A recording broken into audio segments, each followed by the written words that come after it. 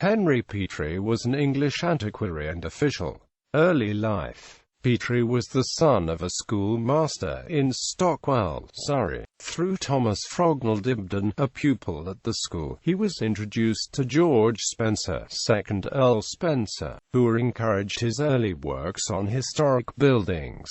Petrie became a close friend of Dibdin, and helped with his bibliographical work on records. On the death of Samuel Lysons in 1819, Petrie was appointed Keeper of the Records in the Tower of London. He had already revived an old idea of John Pinkerton for a major collection of historical material. Consultation with Earl Spencer led to the conclusion that government support would be needed, and Petrie was asked to draw up a plan. It was presented to the Record Commission in 1821, and was approved by the government and Parliament. The work began in 1823, with Petrie as chief editor, assisted by John Sharp, his brother-in-law. The Welsh portion was given to John Humphreys Parry and Aneurin Owen, and was published in 1841.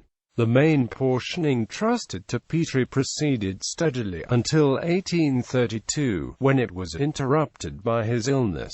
In 1835, when the text of the first volume had been completed, the work was suspended by the Record Commissioners. Francis Palgrave had criticized the approach, which followed that of Martin Bouquet, and divided texts into extracts arranged chronologically. Death. Petrie died unmarried at Stockwell on the 17th of March 1842. Works. One volume of the project was completed and published in 1848 by Thomas Duffus Hardy, who had been trained by Petrie as Monumenta Historica Britannica, subtitled Materials for the History of Great Britain from the Earliest Period to the Norman Conquest. Petrie also edited Magni Rotuli Scaccariae Normaniae, 1830, and his translation of the earlier portion of the Anglo-Saxon Chronicle was reprinted from the Monumenta in the Church Historians of England, 1854, Volume E. Pt. I.